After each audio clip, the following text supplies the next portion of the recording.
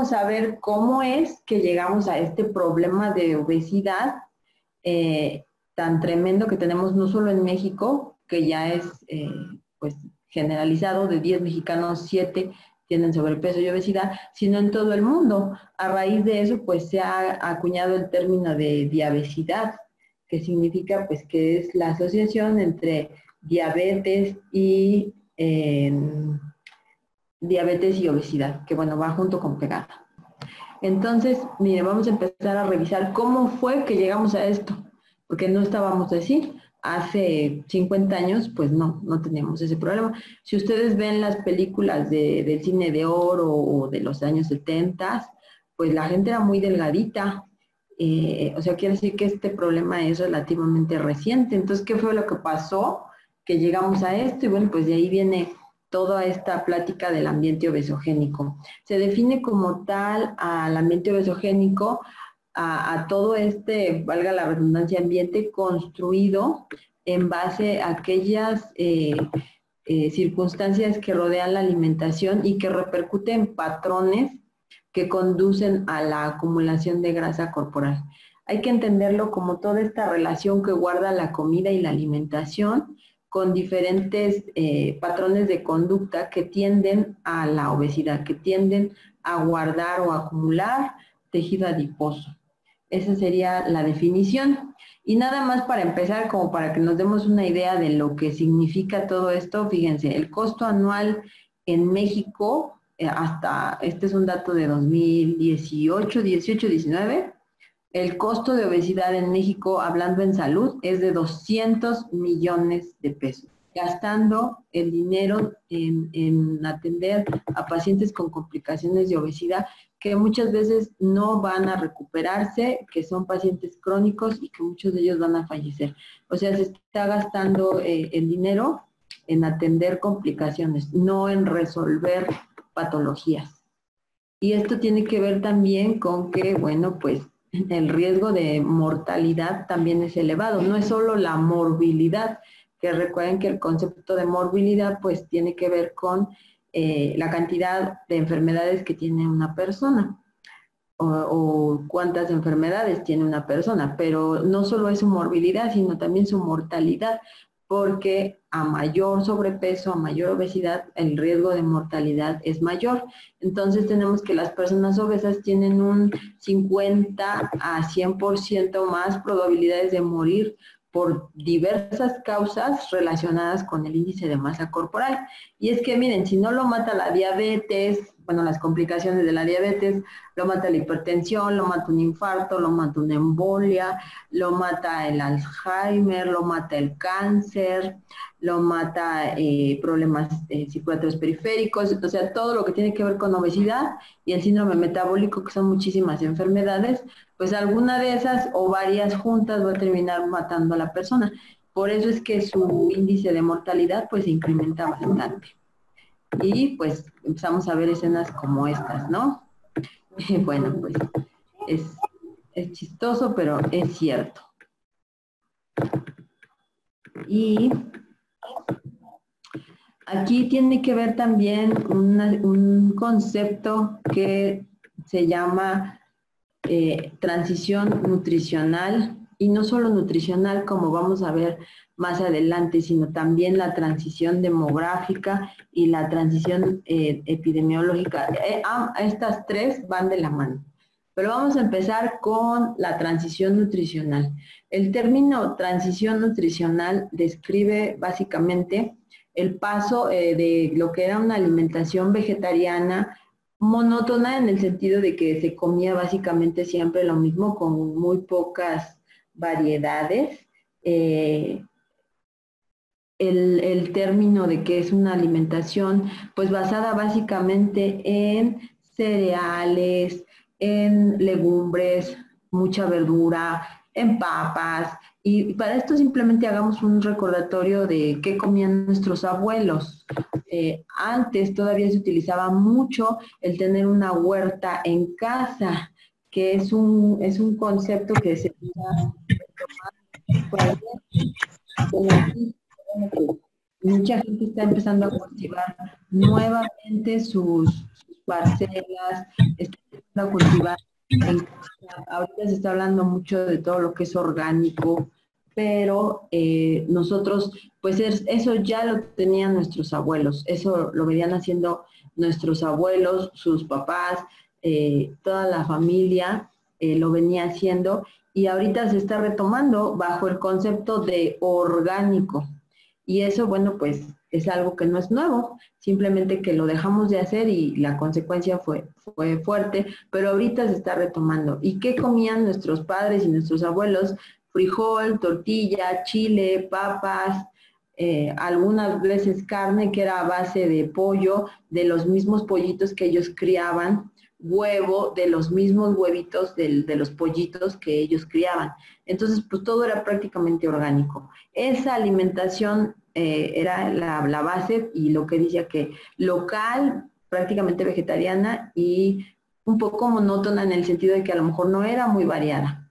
Pero de ahí pasamos a una alimentación con fuerte cantidad de alimentos de origen animal, mucha azúcar basada en azúcar, en carbohidratos simples, sobre todo, en algunos complejos, grasa y fruta. Totalmente cambió. Y esto, bueno, pues en base a la transición que también hubo a nivel de la demografía del país y de otras cosas que ahorita vamos a ver. Estos cambios en el patrón alimenticio, pues nos hablan también de cómo se fue modificando, a su vez también cómo se fue haciendo esta transición en la morbilidad y en la mortalidad de las personas. En los años de nuestros padres y de nuestros abuelos, pues morían de enfermedades infecciosas. De hecho, se utilizaba mucho, pues que se tuvieran 10, 12, 15 hijos, porque sabían que de esos se les iban a morir, pues como la mitad o quizás un poquito más. Entonces, para que les quedaran unos 5 o 6, pues tenían muchos, porque estaban relacionados con procesos infecciosos. Todo esto tiene que ver con el hecho de que estamos haciendo un cambio de alimentación nutricional, perdón, de alimentación tradicional a alimentación procesada, a productos totalmente industrializados y comercializados, que además muchas veces resultan muchísimo más baratos que algunos productos orgánicos. Un ejemplo, un huevo orgánico actualmente, bueno, ahorita con la crisis del COVID, pero la última vez que yo lo chequé antes de todo esto, pues andaba más o menos en 8 pesos, dependiendo de dónde lo compren, pero pues ahorita un huevo orgánico, pues yo creo que ya cuesta mucho más. Y en cambio, los huevos industrializados, pues más o menos anda como en 20 y tantos, ¿no? La cajita. Entonces, pues si hacemos las cuentas, si yo quiero comprarme 1 kilo de huevo orgánico, pues me va a costar también mucho trabajo poder comprarlo, ¿no? Entonces, esto pues nos lleva a que esta industrialización ha también abaratado los costos de los alimentos que son de baja calidad, pero que por ser baratos, pues se vuelven accesibles sobre todo para la población de más escasos recursos. Esto también tiene que ver, como les decía, con los cambios en la misma población, un cambio demográfico y un cambio epidemiológico. Estas dos transiciones van de la mano con la transición nutricional.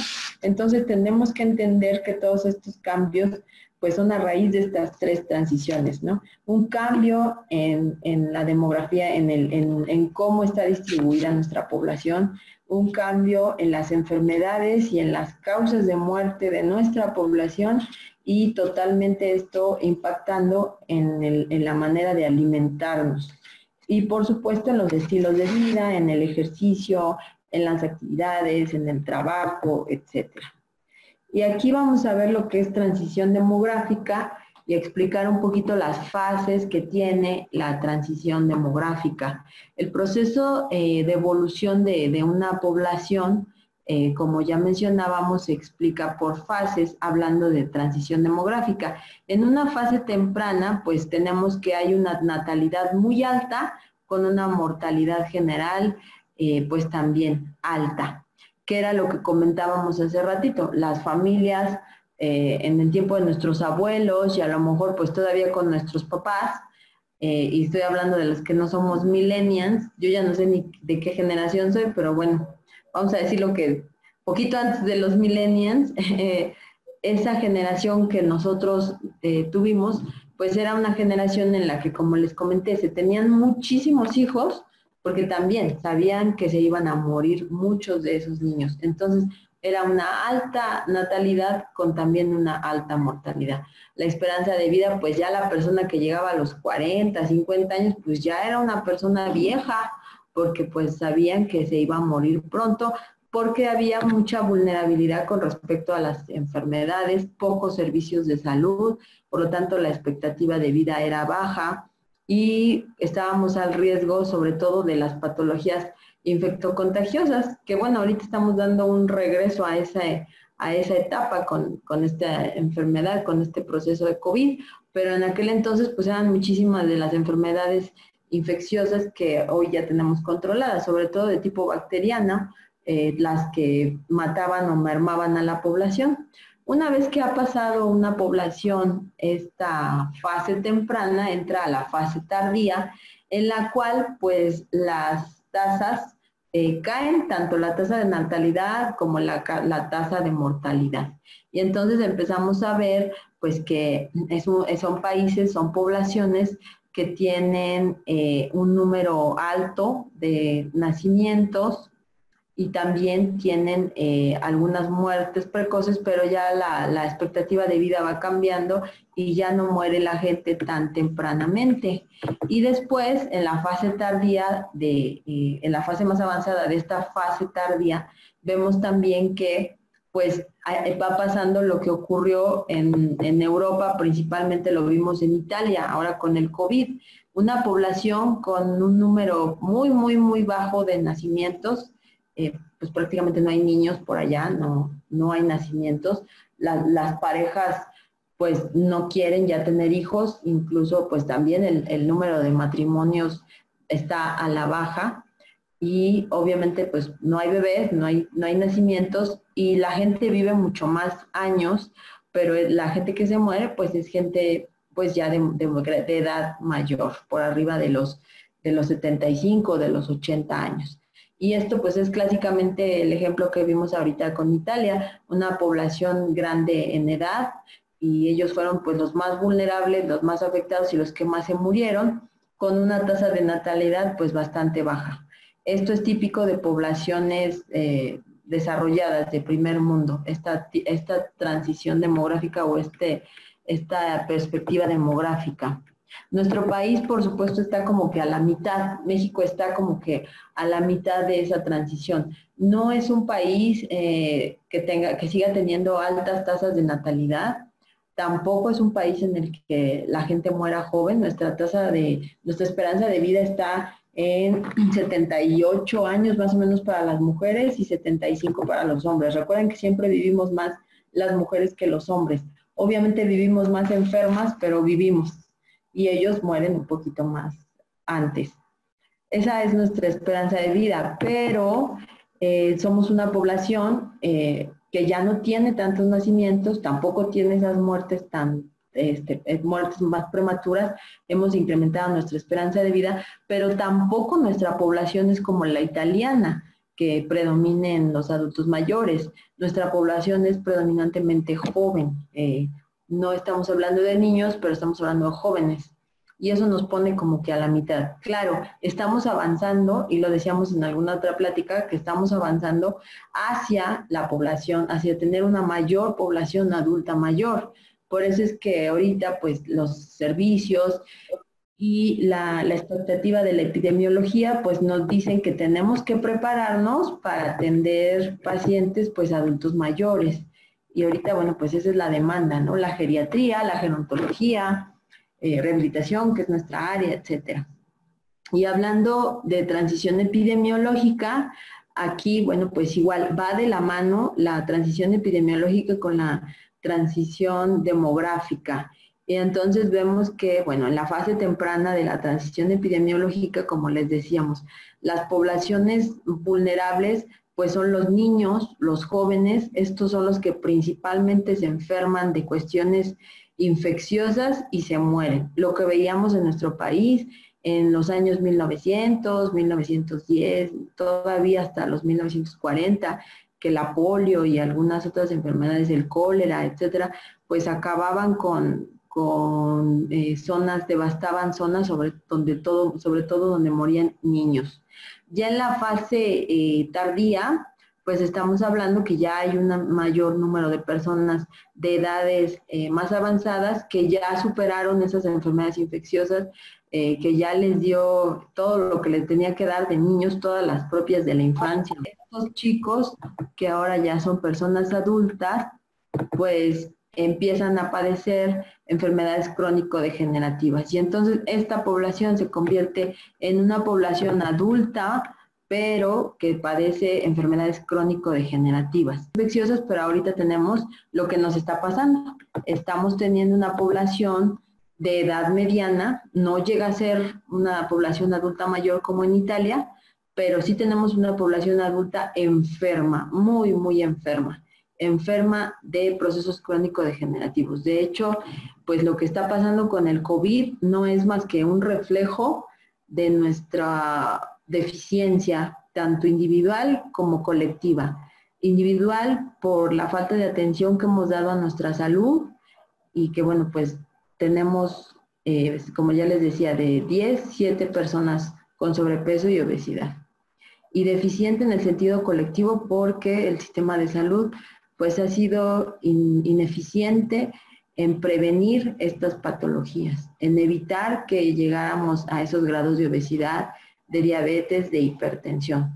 Y eso, bueno, pues esto que está pasando con el COVID era la crónica de un desastre anunciado, porque sabíamos, y lo había dicho mucha gente de la OMS, que un día que llegara un proceso, una epidemia, una pandemia que se veía venir desde hace años y se había comentado también desde hace años que vendría, pues iba a arrasar sobre todo con aquellas poblaciones como la de nosotros, crónico, con enfermedades crónico-degenerativas. Y pues es lo que está pasando. Si hacemos una revisión, la mayoría de los muertos son personas con sobrepeso, con obesidad, diabéticos, hipertensos. Y haciendo un recordatorio que analizábamos en alguna otra plática y también lo revisaba yo con algunas otras personas, algunos otros compañeros. Los hipertensos están más vulnerables por el hecho de que, bueno, pues el virus se aísla, se ataca directamente al pulmón, pero tiene que ver también con procesos de regulación de la tensión arterial, como la enzima convertidora de angiotensina, etcétera. Entonces, bueno, pues por supuesto que nuestra población es totalmente vulnerable a un virus como el COVID y por supuesto que la devasta. Entonces, pues era crónica de algo anunciado, por desgracia. Tener una población obesa, tener una población hipertensa, tener una población diabética, pues es el pasito antes de la devastación con una infección. Y si vienen otros virus que seguro vendrán, y con este que llegó para quedarse, pues por supuesto que vamos a seguir en jaque porque seguimos teniendo un gran número de obesos, hipertensos y diabéticos. Y bueno, todo esto tiene que ver con algo que empezó también hace muchos años y que ahorita pues ha llegado a su boom. Entonces, es el consumo del azúcar. Fíjense, 79.8 millones de toneladas se producen anualmente de azúcar. Ahorita les voy a mostrar una foto que es impresionante y es nada más una pequeña muestra, la foto que les voy a enseñar. En Europa la población consumió en 2013, es decir, la persona promedio, 37.1 kilos de azúcar. O sea, si ustedes agarraban cualquier europeo en 2013, pues ese europeo se comió 37.1 kilogramos de azúcar, frente a los 35.1 kilos que se comió en 2011. O sea, fíjense, va en aumento, va aumentando, va aumentando, va aumentando. En Estados Unidos, pues tampoco venden piñas, ¿no? Como dicen, porque el consumo pasó de 31 a 32.5 kilos por persona. Y a nivel mundial, la media dice que las personas en el mundo de manera habitual consumen o consumimos 23 kilos por persona. Hay otro artículo que ayer chequé que dice que son 25 kilos por persona de consumo de azúcar anualmente. O sea que imagínense que ustedes les llevan a su casa 25 kilos de azúcar y se los comen. Así se los echan todos. Eso es lo que estamos consumiendo más o menos al año. Entonces, pues es una situación grave. En la India, que es el segundo mayor productor de azúcar, pues se producen tranquilamente 26 millones de toneladas, que eso es una cantidad pues estratosférica. Y si comparamos esos números con estos números, miren, la cantidad que recomienda la OMS para consumo de azúcar, pues es de 25 gramos al día. O sea, pues es una cosa bien poquita, ¿no? 64% de los y las consumidoras de azúcar, y estamos hablando de azúcares simples, pues ni siquiera miran las etiquetas, y ese es un gran problema, porque tenemos una ignorancia, pero es porque no leemos las etiquetas. Las etiquetas lo dicen bien claro allí en su envoltura. Porción para tantas personas. Yo siempre les pongo el ejemplo de las galletas. Si se compran un paquetito de galletas, no sé, de estas Emperador, las que ustedes gusten, vienen 6 por paquetito. Y si ustedes se toman 5 minutos para leer la etiqueta, ahí dice tamaño de la porción 2. ¿Cuántas contenido de las porciones? 3. O sea, te está diciendo que en ese paquete vienen 3 porciones y que cada porción es de 2 galletas. Y nadie lee las etiquetas y se comen tranquilamente las 6 galletas, pues porque 6 venían en el paquetito, ¿no? Entonces, no estamos entendiendo que ese paquete de galletas era para 3 personas, o sea, para que 3 personas se comieran ese paquetito, 2 cada uno. Pero no estamos ni acostumbrados a leer las etiquetas, ni tampoco sabemos leer las etiquetas. Y ese pues también ha sido un gran problema. El 80% de los anuncios de comida, de azúcares simples, se transmiten en horario infantil, es decir, cuando todos los niños lo están viendo, sobre todo en las tardes, que están viendo ahí la novela con su mamá. Bueno, pues ahí es cuando pasan todos los anuncios de comida, ¿sí? 10,000 niños y niñas solamente en Bolivia trabajan en plantaciones de caña. Y miren, aquí les voy a decir algo que es muy triste y que a mí me impactó muchísimo cuando lo leí y cuando lo investigué. Hay un documental que se llama Los niños del azúcar, se los recomiendo mucho.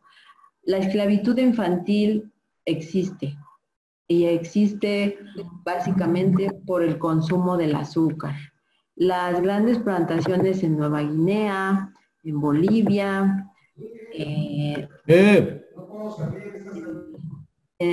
todo lo que es el Caribe y en Sudamérica, pues son explotados de manera, en condiciones infrahumanas, y se los digo de verdad, infrahumanas, niños y niñas para cultivar caña de azúcar, para sacar la remolacha de la caña y obtener el azúcar. Son niños que trabajan 20 horas al día por sueldos miserables, a veces ni siquiera les pagan porque los tratan con tienda de raya, es decir, les dejan que vayan a surtir algunos productos a la tienda y ya con eso están pagados y trabajan más de 20 horas al día, duermen en hacinamiento, viven en hacinamiento, en promiscuidad, no van a la escuela. La verdad es que la esclavitud no es cierto que no existe, claro que existe. Existe la esclavitud, existe el trabajo infantil, existe el maltrato a los niños, sobre todo los niños de la India, de Bolivia, como les decía, de Sudamérica, del Caribe, de Haití, de Nueva Guinea, son de los lugares más explotados donde los niños trabajan obviamente por la necesidad, pero para obtener azúcar.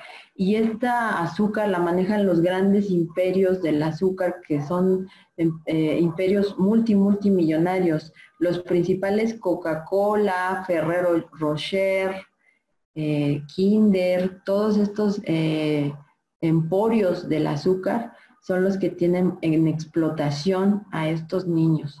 Entonces nosotros, cada que consumimos este tipo de productos, los chocolates, los dulces, la Coca-Cola, estamos siendo cómplices, y así se los digo con todas sus letras, somos cómplices del maltrato y de la explotación y de la esclavitud infantil, porque la demanda es tan grande que por eso se ha expandido todo esto.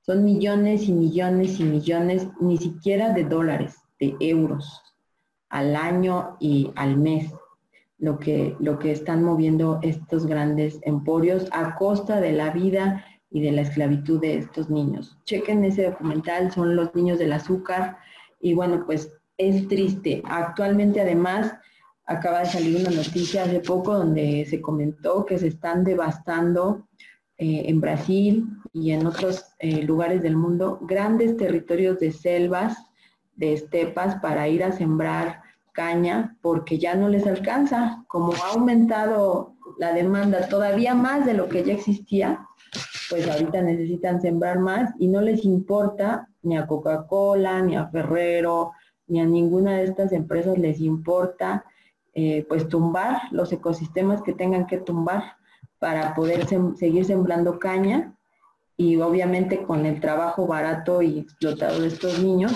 para surtir sus grandes demandas. Y esa demanda pues es así que es por nosotros, por los que compramos todos estos productos, por los que los consumimos. Yo soy fan de chocolate y se los digo, me encanta, y por supuesto los Ferrero me encantan, pero desde que me enteré de esto, no voy a volver a comer ni un solo de esos chocolates. Yo les invito también a que reflexionen eso, porque no es solo un problema de salud, es un problema social. Es triste saber que hay niños que viven y crecen en la esclavitud para sostener a los grandes emporios. Por supuesto, emporios que dan su buena tajada de dinero a los gobiernos y a los organismos internacionales, pues para que nadie vea nada y nadie diga nada. Y la esclavitud sigue, ¿sí? Entonces, pues ojalá que pudieran leer esto también, esto que les platico. Les recomiendo mucho un libro que estoy terminando de leer que se llama Cuidado con el azúcar. Ahorita a ver si les puedo enseñar la portada para que lo vean. Ahí habla cosas de verdad que uno no puede llegar a creer, perfectamente documentadas. Habla mucho de esto, y vean también el documental de los niños del azúcar.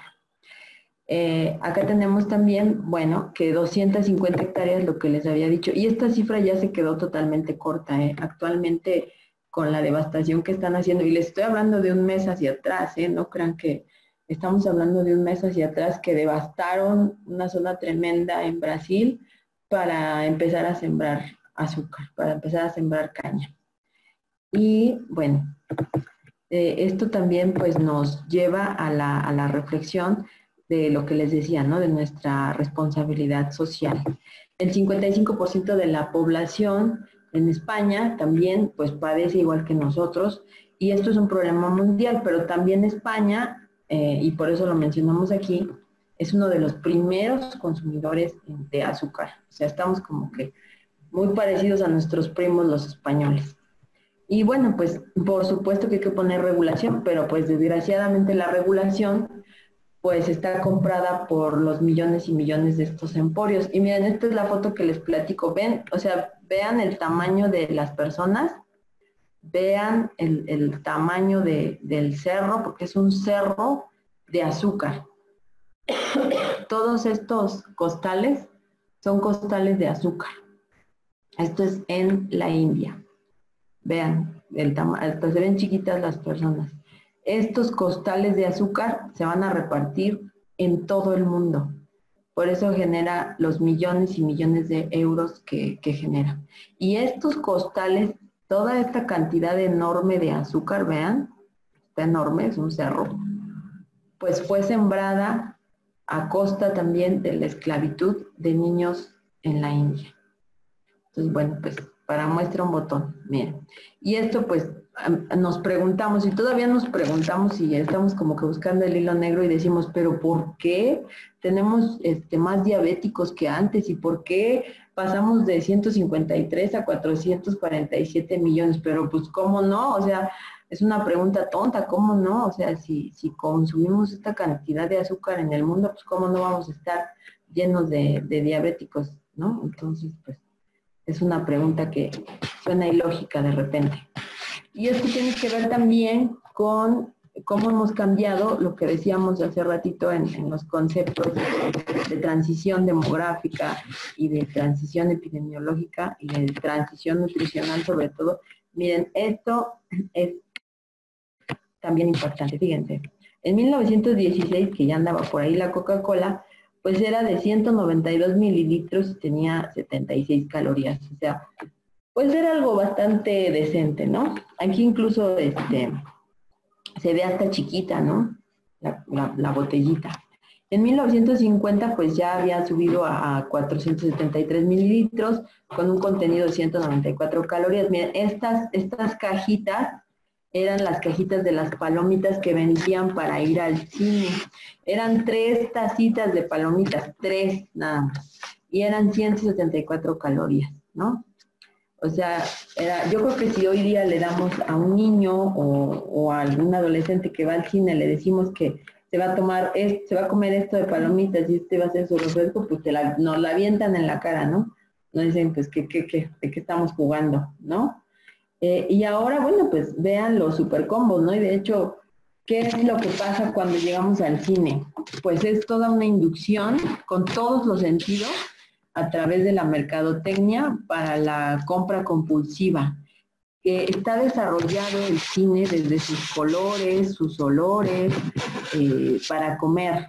Los colores rojo, amarillo, naranja, que son los que vemos también aquí, son colores que a nivel cerebral estimulan la sensación de hambre. Los colores azules, sobre todo en tonos azul claro, dan una sensación de saciedad. Por lo tanto, la industria utiliza este tipo de colores para provocar esa sensación de querer comer. Eso por un lado. Por otro lado, los olores. El tipo de grasa que se utiliza en los cines para preparar las palomitas de los supercombos es grasa trans. La grasa trans fue desarrollada por la industria porque es una grasa muy barata y muy olorosa, tiene una palatabilidad especial, sabe diferente, es adictiva, te quedas con ganas de más y su olor tiene un olor especial. A que no huelen lo mismo las palomitas del cine que las palomitas hechas en casa sin nada. Desde ahí ya viene el aspecto de la mercadotecnia y está desarrollado específicamente para eso, no es casualidad. La industria contrata gente que se dedica a mercadotecnia para buscar los colores, los sabores, los nombres, para que todo nos atraiga y consumamos. Y entonces, bueno, pues estas palomitas que tanto gustan cuando van al cine, pues son hechas con grasa trans, que es la grasa más dañina que puede existir porque es la que más causa proceso de aterosclerosis y es la que consumimos en ese momento, pero es muy rica, la palatabilidad es muy rica y además pues el olor también es bueno y pues es súper barata para la industria. Y lo mismo, esa misma grasa se utiliza para las papas, los nachos, todo lo que se prepara ahí en los cines. Y igual miren el tamaño, ¿no? Vean esta microbolsita de 1955, apenas 75 gramos de contenido y 210 calorías. Y en cambio hoy, pues cada día están más grandes. Y si ustedes hacen, digo, ahorita no hemos podido ir al cine en un buen tiempo, pero cuando regresemos y ustedes vayan al cine y les digan, y por 10 pesos más no quiere el combo ultra mega super power recontra choncho combo, ¿no? Y entonces pues todo el mundo decía, ay, pero por 1 peso, por 5 pesos, por 10 pesos, pues cómo no lo voy a comprar, ¿no? Me voy a ver muy tonto si no, y pues órale, lo pagamos y te dan una cosota enorme. Y obviamente pues es más grasa trans, más consumo, más gasto, etcétera. Multipliquen ese peso, esos 5 pesos o esos 10 pesos por los millones que van al cine. Pues por supuesto es una industria millonaria. Y igual con las hamburguesas, miren, una hamburguesa de 1954, pues prácticamente nada más era la carne y el pan, 79 gramos y 202 calorías. Una hamburguesa de 2004, y no, bueno, pues ni hablar de las hamburguesas de ahora, que creo que yo las veo y digo, yo no puedo morder eso porque no puedo abrir tanto la boca, o sea, son enormes. Y más o menos actualmente, bueno, la última vez que yo vi una hamburguesa y que lo chequé, pues más o menos eran entre 800 calorías, 800 y cacho. Necesitas hacer 3 horas de gimnasio para quemar las calorías de una hamburguesa del calibre del día de hoy. Entonces, bueno, pues el aumento, ha habido un incremento no solo en el consumo, o sea, más calorías, sino que también los alimentos que consumimos son de baja calidad nutricional y alto contenido calórico. Entonces, ha incrementado ha disminuido el contenido nutricional, ha aumentado el contenido calórico y ha aumentado la cantidad. Porque igual yo puedo comer palomitas y las palomitas de hecho son buenas. Las palomitas naturales, sin grasa y sin azúcar, es una excelente colación y la manejamos, claro que sí, en los menús, pero le damos una tacita, o sea, una tacita de 250, esa es su colación. Y van sin azúcar y sin nada. No esta cantidad. Entonces el problema también no es la cantidad y la calidad. Y hemos visto que por desgracia, a medida que pasa el tiempo, pues es peor, disminuye cada vez más la calidad de los alimentos, cada vez es peor, pero aumenta la cantidad. Y esa cantidad equivale a aumento de calorías. Esto pues es la transición nutricional que estamos viviendo, que ya tenemos las consecuencias de haberla vivido. Y todo esto pues es un ambiente, un entorno obesogénico. Todas estas señales, todos estos mensajes que nos manda el ambiente para inducirnos a comer. Y como les decía, es el olor, es el color, es el sabor. Todo está diseñado para eso. Coca-Cola tiene excelentes mercadólogos. Tiene la imagen, su logo es en rojo. Estimular la bebida, la comida. Su nombre pues es pegajoso, ¿no? Y su sonido. Todos en el planeta Tierra, creo que no hay una persona que no identifique el sonido clásico cuando destapas una botella de Coca-Cola o cuando destapas algo que tiene pues el envase típico con el destapador y que ¡poc!, ¿no? Se escucha y la burbujita, ¿no? Ese sonido es típico de los refrescos de cola y específicamente de Coca-Cola. Cualquiera lo identifica e inmediatamente lo asocia y por supuesto que dice, ay, sí se me antoja una coquita, ¿no? Hay personas que son adictas a la Coca-Cola y eso también tiene que ver con formar adicciones, con formar circuitos cerebrales que empiezan a depender de esa sustancia. Se han hecho muchos estudios y eso está ya muy documentado en los cuales se ha estudiado el cerebro de pacientes adictos a cocaína o a heroína. Fíjense de qué estamos hablando, cocaína o heroína, de los dos. Y se ha comparado con el cerebro de pacientes obesos. Y resulta que en el escáner cerebral y en los escáneres por emisión de positrones con imágenes a color, pues resulta que se ven igual. O sea, ¿qué quiere decir? Que funciona igual el cerebro de un paciente obeso que el cerebro de un paciente con adicción a heroína o con adicción a cocaína. Quiere decir que la obesidad es una adicción. Y bueno, pues estaban ahí en controversia si se metía o no los psiquiatras en el manual de CM5, que es el manual de padecimientos psiquiátricos. La verdad es que no lo he revisado, ignoro si se metió o no se metió, pero el DSM5 ya salió desde hace tiempo, pero sí se tiene que considerar que la obesidad tiene un componente adictivo muy fuerte y que el cerebro de una persona obesa trabaja como el de una persona adicta a cualquier otro tipo de sustancia. Y bajo ese término es que lo tenemos que manejar.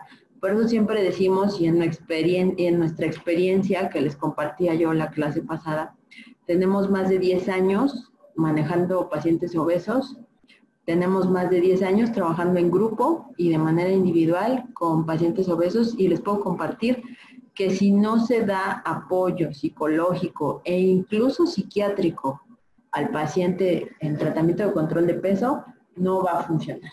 El paciente se va a autosabotear, porque esto es una adicción. Además de que tiene problemas de depresión, de ansiedad, que tiene crisis muchas veces por la noche y en su crisis se para a comer, etcétera. Entonces, todos esos aspectos, el paciente muchas veces requiere tomar un ansiolítico, un antidepresivo, etcétera. Entonces, si nosotros no le damos ese apoyo al paciente, estamos condenándonos al fracaso, tanto nosotros como terapeutas médicos como el paciente. Necesitamos siempre tener el apoyo de un psicólogo, de un psiquiatra y la medicación que sea pertinente, porque de verdad es un problema que tiene fuertes bases psicológicas y psiquiátricas. Y pasando también al tema siguiendo con el tema de ambiente obesogénico y de sus componentes, pues uno de sus principales componentes, como ya vimos, pues ha sido el cambio tan drástico y tan violento en la alimentación, en el contenido y en todos estos aliados mercadológicos que tienen las grandes empresas, las grandes transnacionales para vendernos y para tenernos consumiendo todo el día. Pero la otra parte de la historia, pues esa tiene que ver con la actividad física. Y miren, realmente los niveles de sedentarismo pues están severos. Y ahorita que nos tienen encerrados, pues peor, ¿no? Ahorita que estamos aquí con lo de la contingencia, peor. El sedentarismo se define como la carencia de ejercicio físico en la vida cotidiana. Es decir, es una persona que pues tiene una vida poco activa y que esto lo hace ser más vulnerable a enfermedades. Y hablando de sedentarismo, bueno, pues miren, una cuarta parte de la población del mundo, es decir, más o menos unos 1.400 millones, son sedentarios. Esto lo dijo la OMS en 2018. Y después, miren, en 2016, cerca de una de cada 3 mujeres y 1 de 4 hombres en todo el mundo no alcanzan los niveles mínimos que igual recomienda la OMS para una vida saludable, que son por lo menos 150 al día o por lo menos ejercicio moderado o 75 minutos de actividad vigorosa. Estos números, 150 de ejercicio moderado a la semana o 75 de actividad vigorosa, son los básicos, es decir, lo mínimo necesario que tenemos que tener todos para mantenernos sanos, sobre todo hablando en sistema cardiovascular. Y eso lo dijo la OMS desde hace muchísimo tiempo. Pero miren, yo creo que si sumáramos la actividad de las personas sedentarias, y bueno, ahorita pues ni hablar del asunto, ¿verdad? Pero de manera normal, o volviendo a nuestra normalidad, siendo honestos nosotros y haciendo nuestra cuenta de minutos, pues yo creo que a veces no sumamos ni 50 minutos de ejercicio a la semana. Y esto, bueno, pues impacta terriblemente en nuestra vida y en nuestra salud. Y es el otro componente del ambiente obesogénico. Vivimos en un ambiente y en una sociedad que nos favorece o que nos invita a la flojera. Y sobre todo aquí en México, somos flojos, flojos con todas sus letras se los digo. Mis pacientes siempre me pelan unos ojotes cuando les digo, es que somos flojos. Y se me quedan viendo así como diciendo, ay, ¿por qué dice eso? Pero es la verdad, en México somos flojos para hacer ejercicio. Fíjense, aquí a nivel mundial el sedentarismo afecta al 60% de la población, pero aquí en México está cuantificado desde la última vez en 58.3% de mayores de 18 años. O hay otra estadística que nos decía, porque ahorita a ver cómo nos va después de esto, pero hasta antes del COVID, la población en México que hacía una actividad física regular, sobre todo en gimnasios o en espacios encaminados para el ejercicio o destinados para el ejercicio, era solamente el 17% de la población. O sea, de todos los 120 y tantos millones de mexicanos que somos, solamente el 17% hace ejercicio como tal, destinando una hora, un lugar, un momento en específico solo para hacer ejercicio. O sea, es un porcentaje bajísimo, verdaderamente bajísimo. Y bueno, pues esto tiene que ver, como les decía, con nuestra cultura también, con nuestra idiosincrasia. ¿Por qué? Pues porque estamos acostumbrados a que todo debe de ser fácil, rápido y sin esfuerzo, como dice en la tele, ¿no? Baje de peso rápido en la comunidad de su hogar, sin hacer esfuerzo, facilito, casi casi le ponen ahí, ¿no? Rascándose el ombligo, todo bien fácil. Y bueno, pues por supuesto que no es cierto, ¿no? Y todos estos implementos o instrumentos que se han inventado para todo eso, bueno, pues es simplemente una manera bastante, bastante loca de sacarle el dinero a la gente, porque finalmente todos estos aparatos pues ni funcionan y solo te le quitan el dinero. Yo me acuerdo que cuando salieron los famosos estos zapatos suecos, no sé si alguien los recuerda por ahí, pero estos zapatos tipo sueco que según bajaban de peso, que nomás porque caminaras con ellos ya bajabas de peso, ¿no? Bueno, yo les quiero contar que todos, o sea, yo creo que me falta, de mi consulta de veintitantos que veo diario, póngale que uno o dos no los traía, pero todos los demás traían sus suecos, sus zapatitos para bajar de peso. Y así bien orgullosos, ¿eh? Por supuesto, yo nunca me enteré que nadie bajara de peso. Obviamente eso es un fraude, pero todos traían. Y yo digo, bueno, yo cuando platico con la gente en mi consulta de control de peso, les pregunto si hacen ejercicio, por qué no hacen ejercicio. Las respuestas siempre son como que las mismas, porque no tengo tiempo, porque no tengo con quién dejar a mis hijos, porque tengo que trabajar, porque no tengo dinero para pagar un gimnasio, etcétera. Y no hay dinero para pagar un gimnasio, no hay dinero para pagarle a lo mejor una hora a alguien que me cuide a los niños, pero sí hay dinero para comprarme esos suecos que costaban en aquel entonces, que esto creo que fue ya hace como 8 o 9 años, pues costaban entre 700, 800 pesos, me acuerdo. Pero no había dinero para otras cosas, ¿verdad? Entonces, si analizamos nuestra conducta, somos a veces muy incoherentes, muy ilógicos. No queremos gastar en algo que sí nos va a beneficiar, pero podemos gastar lo que sea en un medicamento, en un remedio, en un instrumento milagro, porque eso es lo que son estos elementos, son milagros. Y los mexicanos tendemos muchísimo por nuestra idiosincrasia y nuestra cultura a buscar las soluciones milagro. Queremos el chocho milagro que nos baje de peso. Queremos la faja, los tenis, el traje milagro que nos va a reducir, nada más por ponérnoslo y ya vamos a quedar súper guau. Todo lo queremos fácil, rápido y sin esfuerzo y con ese componente de milagro, de no saber qué tiene, pero algo tiene que va a hacer eso que yo quiero sin que yo tenga que padecer, ¿no? Y ese concepto pues es muy complicado de quitarlo en nuestra población. Yo batallo mucho porque toda la gente me pide y no me va a dar algo más fuerte, no me va a dar un chocho, no me va a dar, quieren que les dé algo que yo les diga, mira, con esta pastillita ya se solucionó todo, ¿no? Y pues eso no existe. Desgraciadamente todo lo que vale, desgraciadamente no, yo creo que es muy bueno. Todo lo que vale en la vida cuesta y lo que se quiere de verdad cuesta y la salud cuesta y cuesta pues en todos los sentidos. Y eso tenemos que hacérselo entender a nuestros pacientes y a nuestra población y empezar a trabajar a quitar ese concepto de que fácil, rápido y sin esfuerzo. Eso también lo tenemos que trabajar mucho con el paciente en control de peso. Les vuelvo a comentar, nosotros en los grupos pues dedicamos 3 o 4 sesiones a todos estos temas para ir quitando esos mitos y esas ideas de la cabeza de nuestra población y créanme que sí se puede. Yo tengo pacientes que llegaron totalmente aferrados a muchas malas ideas y a muchos mitos y que al pasar del tiempo en el proceso que nosotros llevamos de trabajo con ellos, pues salen totalmente en otra realidad y entienden que tienen que trabajar consigo mismo todos los días.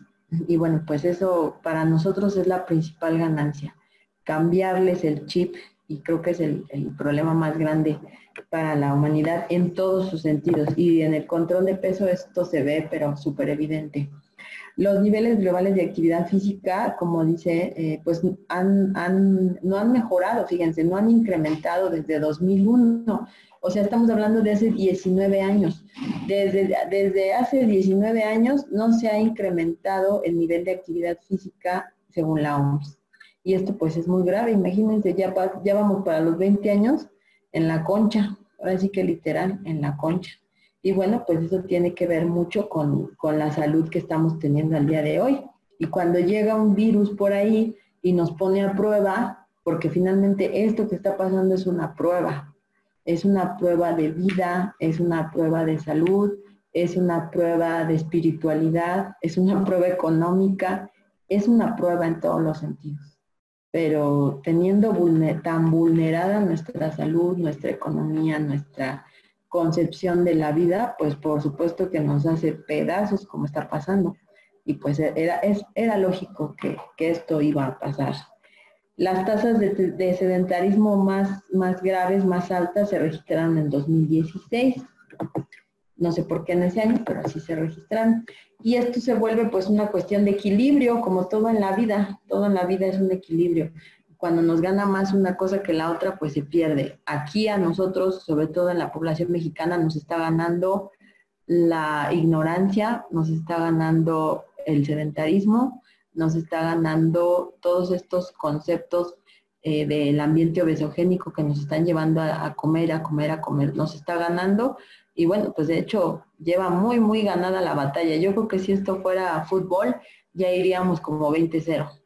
Entonces vamos como que muy atrás en esa batalla contra todo este ambiente obesogénico. Finalmente nosotros como personal de salud estamos peleando contra este ambiente. Y esto pues bueno, desde la mañana en el trabajo, porque pues ¿qué vamos a desayunar? ¿Qué desayunan la mayoría de los oficinistas y la mayoría de la gente que trabaja fuera de casa y que tiene que salir? Pues a lo mejor en su casa, si bien nos va, desayunan pues a lo mejor un yogur o un poquito de cereal con leche o un cafecito con pan, si bien nos va, porque la gran mayoría no desayuna. Pero ¿qué llegan a comer al trabajo? Pues la guajolota, ¿no?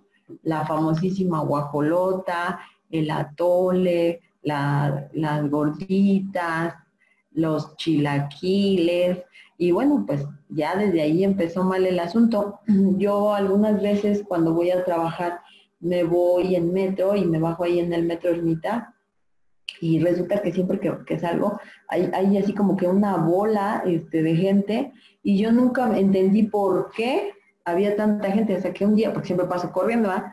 Pero un día sí me detuve como que a ver, ¿no? ¿Por qué había tanta gente ahí? Pues resulta que era un puesto de tamales, pero no eran tamales normales, o sea, bueno, sí eran los tamales, pero eran muy grandes. Los tamales eran como que 2 veces un tamal normal o quizás más, pero prácticamente todos los vendían en la famosa guajolota, ¿no? O sea, con pan.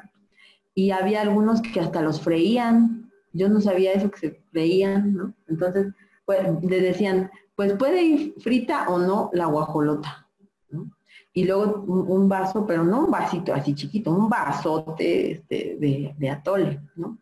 Entonces, bueno, pues eso es una patada tremenda para el hígado, para el páncreas. Imagínense la descarga de insulina que va a tener que secretar el pobrecito páncreas, el sobreesfuerzo que va a tener que hacer para liberar la cantidad de insulina que va a requerir toda esa azúcar. Yo creo que fácil eran pues unas 500, 600 calorías, yo calculo. Nada más en el desayuno. Y había fila. Entonces, bueno, pues no es de sorprender que ese tipo de alimentación, imagínense eso, los 7 días, los 6 días de la semana, porque mucha gente también trabaja el sábado, bueno, póngale 5, ¿no? Y el sábado y el domingo pues tocan carnitas en el mercado, ¿no? Como indica el manual. Entonces, bueno, pues por supuesto que eso va a tener su factura. Y en el caso de los niños, pues igual, miren, los famosos danoninos, las mamás piensan que por darle danonino, porque como la tele dice que tiene leche, pues ya es bueno, ¿no? Porque la tele lo dijo.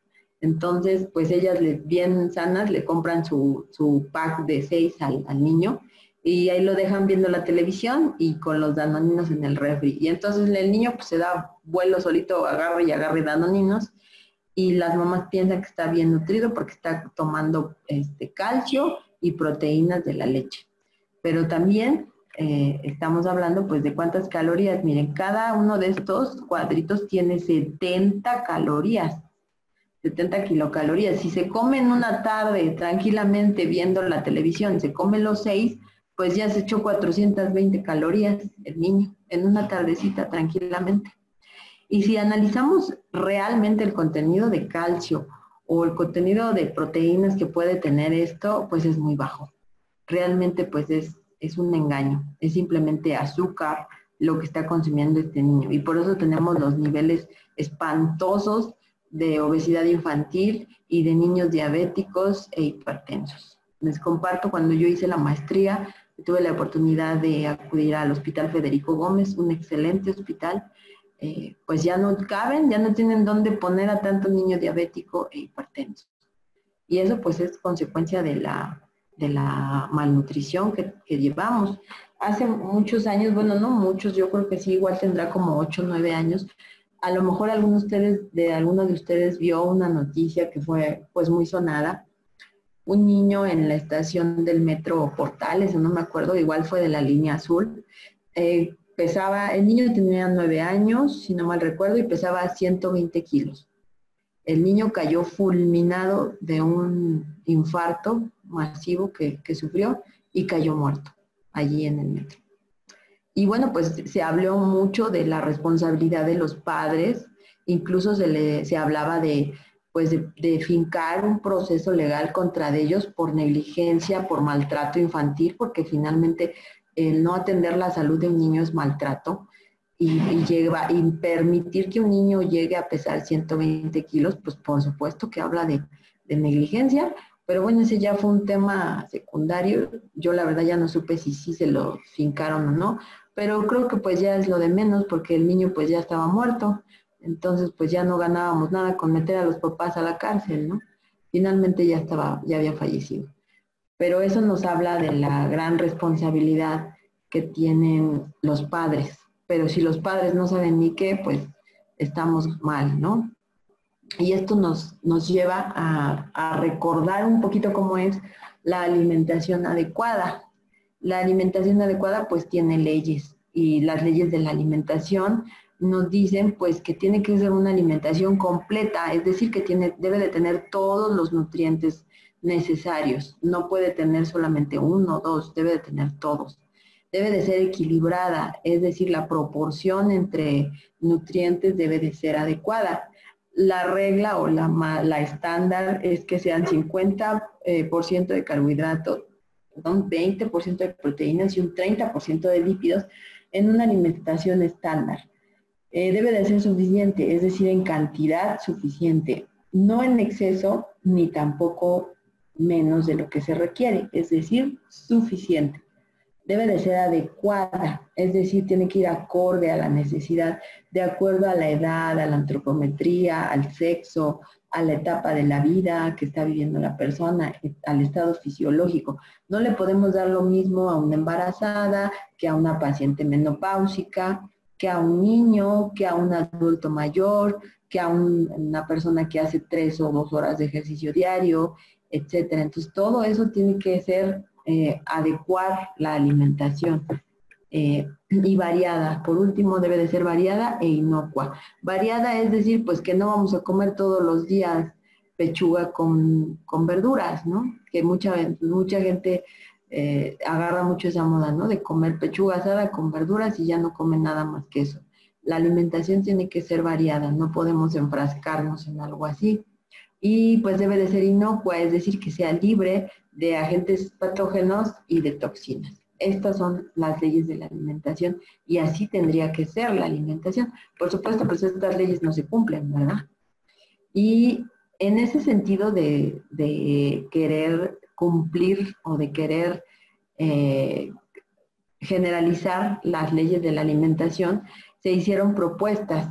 A nivel mundial, pues la OMS ha dado la indicación a todos los países que tienen que tener pirámides nutricionales, es decir, guías para la población en la cual la gente sepa pues qué es lo que debe de comer como base y de ahí lo más importante.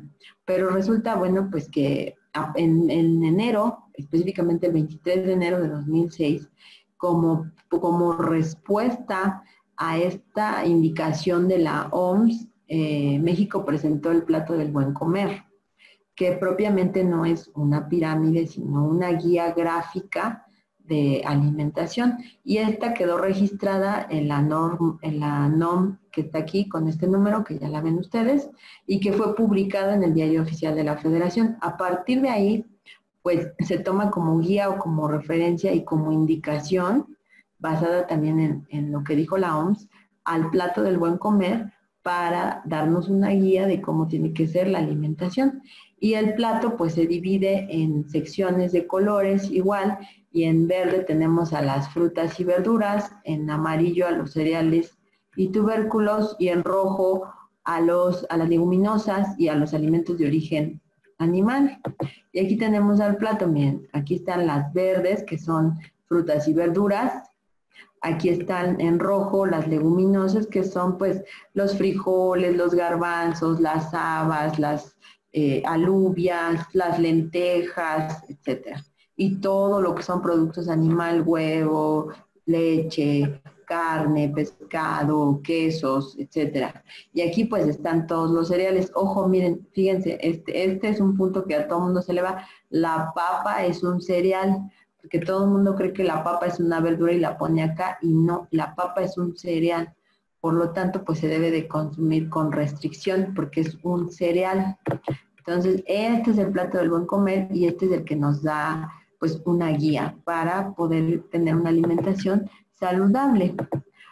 También, junto con el plato del buen comer, se publicó la jarra del buen beber. Y la jarra del buen beber, pues igual va por niveles. Y nos indica que, bueno, la base de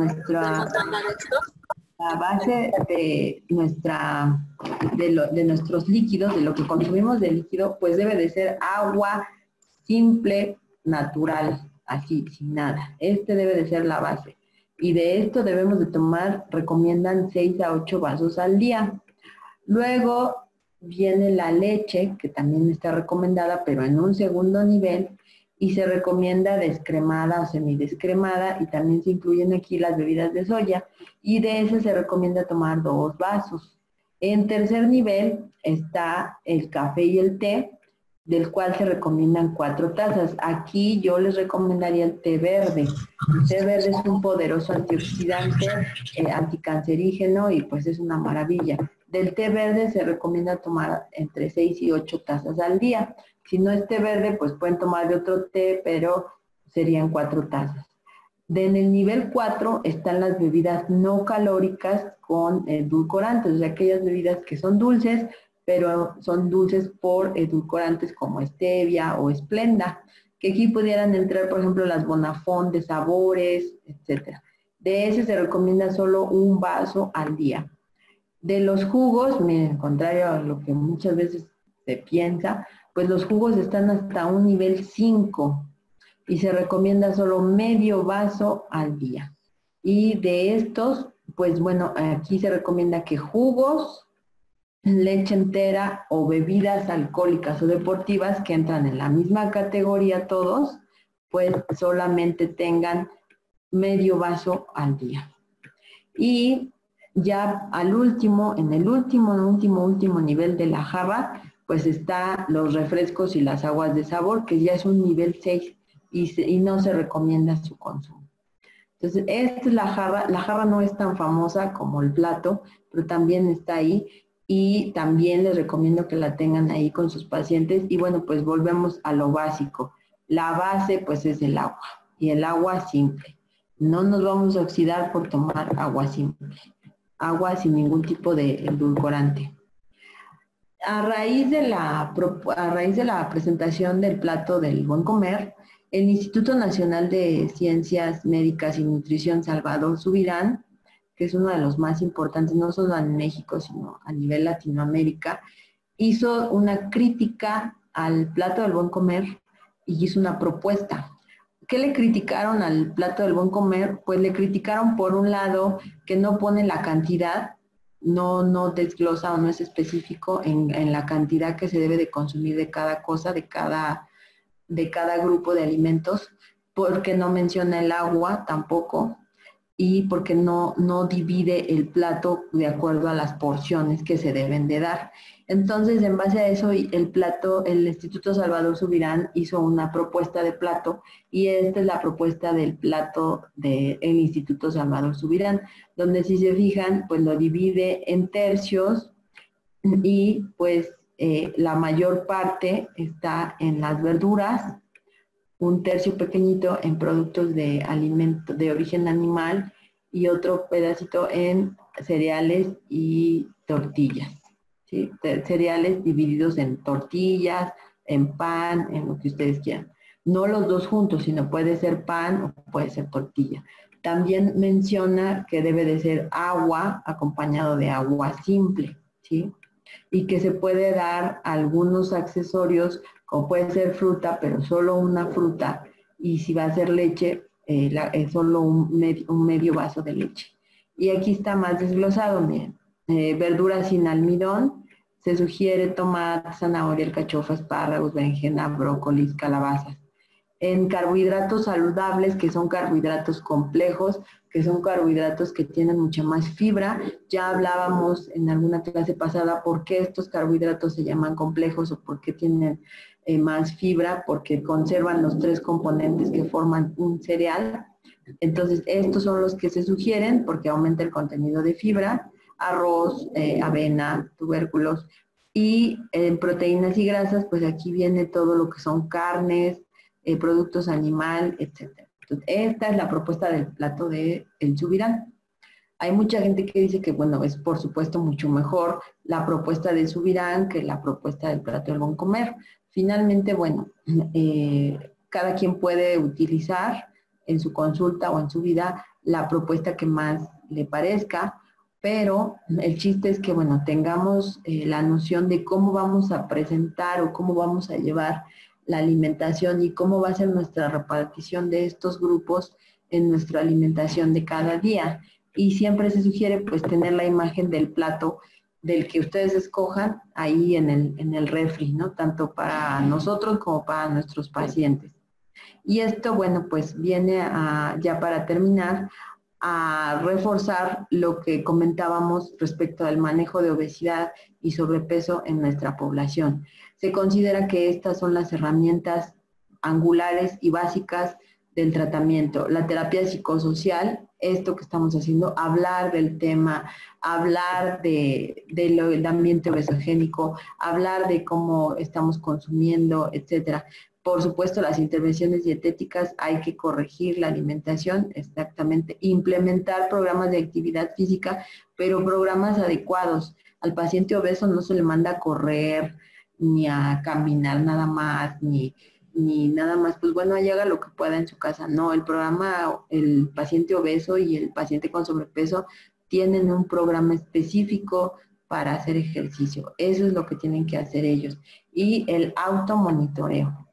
Aquí enseñarle al paciente a que él mismo es su propio vigilante, su propia conciencia y que tiene que estar venciendo constantemente sus creencias inadecuadas y empezar a cambiar su estilo de vida.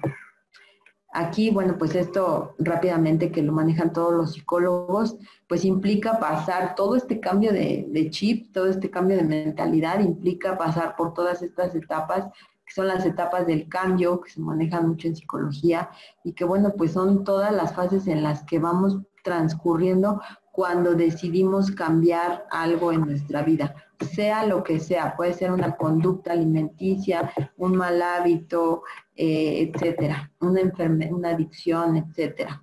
El proceso de cambio implica esto.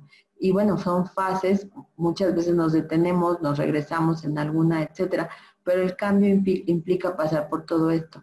Y es muy complicado porque algo de lo que más le cuesta trabajo al ser humano es cambiar. No nos gusta cambiar. Estamos cómodos con lo que tenemos porque es lo que conocemos y cambiar implica hacer algo que no conozco y eso me da miedo.